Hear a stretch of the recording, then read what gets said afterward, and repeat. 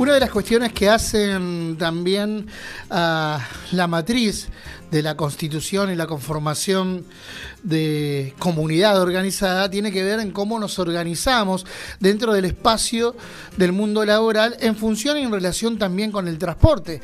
El transporte es un motor estratégico, no solamente en función de lo que implica el traslado en sí mismo, sino también en cuanto a la conectividad que los distintos sectores podemos tener a lo largo y a lo ancho del país. Sabemos que el gobierno de Javier Milei quiere romper esa estructura y vamos a reflexionar unos minutos en torno a ello con alguien que sabe de gestión en torno a lo que tiene que ver con el transporte. Por eso le damos la bienvenida en la periferia al ex ministro de Transporte de la Nación y actual diputado de Unión por la Patria, Diego Giuliano. Diego, ¿cómo le va? Gustavo Ramírez lo saluda, buenos días. ¿Cómo está, Gustavo? Un gusto siempre hablar con ustedes. El gusto es nuestro, Diego. Bueno, ¿cómo viene analizando lo que sucede en torno a la cuestión de subsidios con el transporte público, pero también en torno a la matriz general del transporte? Bueno, como bien lo planteabas en el inicio, ¿no? Nosotros venimos planteando, diciendo, anticipándonos a que la política de transporte, que en realidad es una no política de transporte, de eliminación de las compensaciones, iba a llevar a la tarifa a un punto, le diría, por las nubes. ¿Por qué? Porque es muy simple la ecuación. En transporte, además de la eficiencia que puede generarse en el sistema, de los costos que tiene un sistema de transporte por cada uno de los medios que se trate, está la tarifa y está la compensación o el subsidio. Entonces, si quitamos subsidio o compensación, la tarifa sube. Es un sistema de vasos comunicantes, por decirlo de alguna manera. Y aquí se produjo lo que veníamos anticipando. Cuando el gobierno de Milei planteó que iba a quitar los subsidios, dijimos, va a aumentar la tarifa. Y aumentar la tarifa significa no entender algo que es un concepto que yo, a ver, hasta te diría, comprendo que no entienda el gobierno de Milei, pero no lo justifico.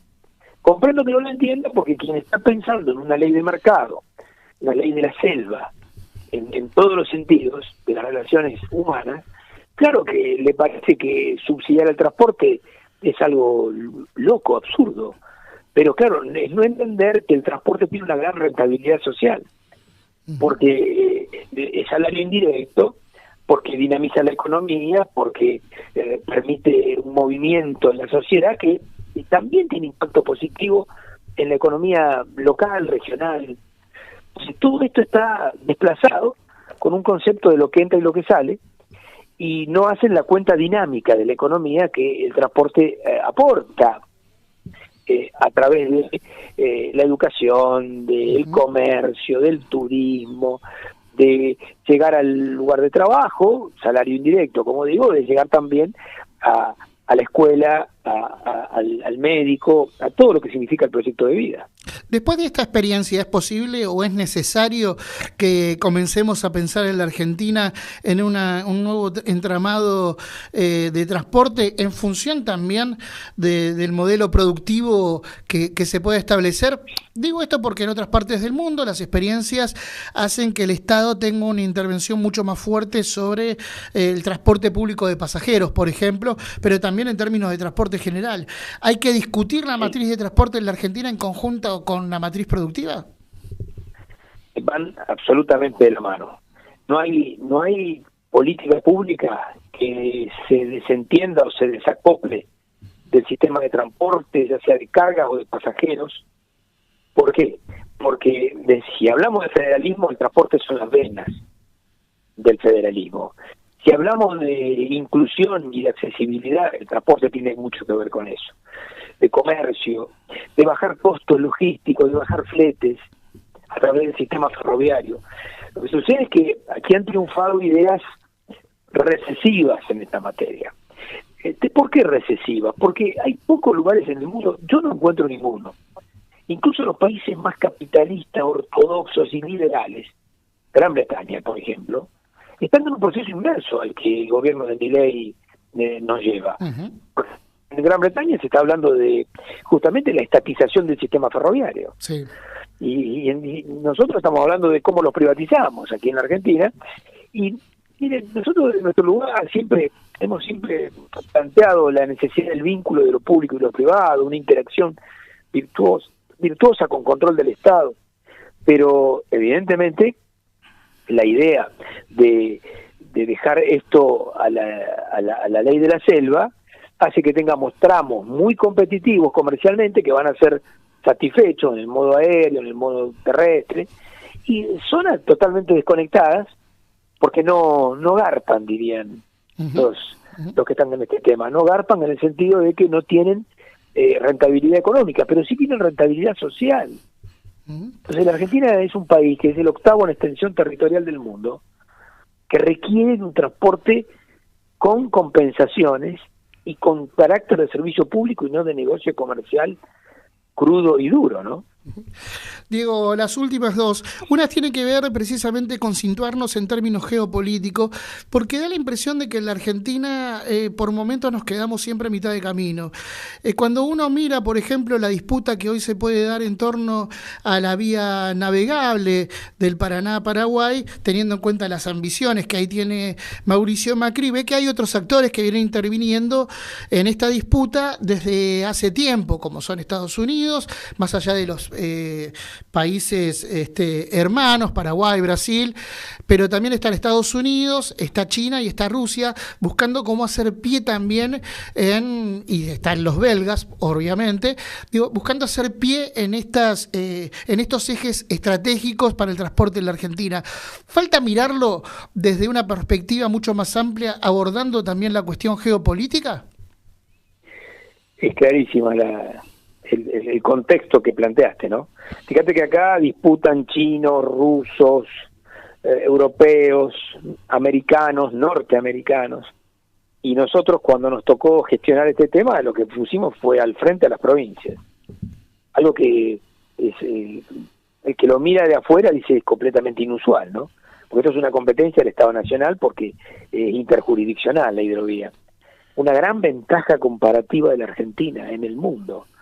Claro que lo que hicimos primero fue que las provincias estén al frente, las provincias costeras, las 7 provincias costeras, tentadas a discutir lo que hacer en la hidrovía, para evitar estos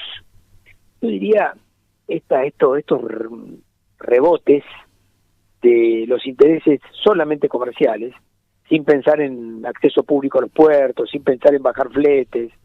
Nuestra gestión fue marcada por esto, por un ente que representaba a las provincias y sobre todo por darle a la vía navegable troncal no solamente la gestión, sino también la posibilidad de que quienes la usan desde el exterior, como en el caso de Paraguay, por ejemplo, también se hagan cargo de los costos de la vía navegable, y no como sucedió hasta por 10 años, en donde, por ejemplo, la bandera o el tráfico internacional, para hablar con propiedad, no pagaba peaje, solamente lo pagaba el tráfico nacional.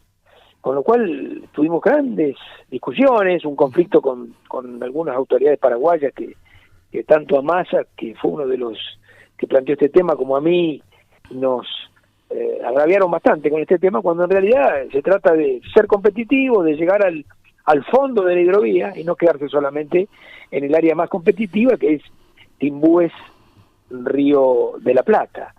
Así que me parece que ahí tiene que estar el federalismo argentino, que si no es todo pico y muy poca realidad. Nos faltó allí discutir también sobre la reconfiguración de la industria naval, digo, porque podemos tener el acceso al peaje de la hidrovía, que no es malo, pero los buques que navegan no son de bandera argentina. Digo, ahí falta también un proceso de discusión de cómo se industrializa el país y cómo ponemos también los intereses nacionales en términos productivos a través de la industria naval en función de los intereses de la patria, ¿no? Estoy entrando justamente en la Comisión de Intereses Marítimos, estoy en este momento. ¿Por qué te digo? Porque coincido. La industria naval argentina, la Marina Mercante Nacional, ha sido devastada, pero entre otras cosas, por esto de que no tiene ventajas en relación, por ejemplo, a la tercera flota de Marina Mercante del mundo, que es la paraguaya. y que tiene ahí muchísimos intereses argentinos o de argentinos y de brasileños instalada. Es decir, nosotros tenemos una autopista fluvial que utilizan sin pagar por el hecho de instalarse, por ejemplo, en Paraguay. Entonces, nuestra idea de también en este caso el tráfico internacional era una manera de fomentar nuestra industria y nuestra propia marina mercante. Una medida, tienen que darse varias para recuperar algo que hemos perdido en los últimos 30 años. Diego, por último, Sí. ¿hizo falta profundizar y acelerar la idea de un tratamiento de una ley integral de transporte como lo proponía la Confederación Argentina de Trabajadores del Transporte? Me parece importantísimo eso, ese debate que la CAC dio y que hoy está repleto yo diría, de experiencias y que es muy difícil de llevar adelante, porque llevar adelante, digo, con un gobierno que la verdad que canceló el Ministerio de Transporte, canceló el Fondo del Transporte para el Interior del país, el Fondo del Transporte Automotor, que quiere desguazar aerolíneas argentinas, que quiere privatizar trenes. La verdad que vamos por una dirección absolutamente contraria a ese proyecto federal, nacional, inclusivo, yo le diría hasta profundamente solidario, que plantearon los trabajadores en Argentina y que hoy va exactamente al revés. ¿Es imposible que esto se pueda tratar hoy en el Congreso, por ejemplo, en este contexto? Bueno, en el Congreso pasan cosas todos los días, mira. En el Congreso, digamos, salen proyectos que son importantísimos, por mayorías agravadas incluso, y después aparece, ahora los mismos que votaron una cosa dicen que van a aceptar el veto del presidente. La verdad, hay que seguir de cerca lo que pasa en el Congreso, muy de cerca, porque hay contradicciones que son gravísimas o que están respondiendo a intereses, bueno, que cada uno tendrá que explicar. Pero la Argentina hoy va en una dirección inversa a esta idea federal, inclusiva y solidaria. Hoy va a un país que está planteando la ley de la selva en materia económica y que eso se ve en todos los ámbitos. Diego, le agradecemos estos minutos compartidos con nosotros en la periferia. Esperamos que en la próxima podamos ver si lo podemos tener acá en piso, porque estamos aquí a la vuelta del Congreso, así que sería un gusto para nosotros poder profundizar las charlas. Le mandamos un abrazo grande, gracias. Invítenme, seguramente van a tener algún café, algo para tomar. Así sí, que, por supuesto. Estoy disponible. Muchas gracias. Abrazo grande, gracias. Saludos, hasta luego. Así escuchábamos al ex ministro de Transporte de la República Argentina y actual diputado nacional de Unión por la Patria, Diego Giuliano.